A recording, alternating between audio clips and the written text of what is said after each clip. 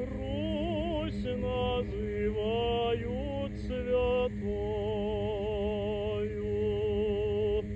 поле да лес да вода,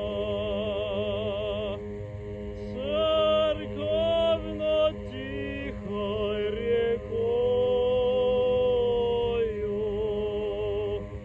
и в два конца изба.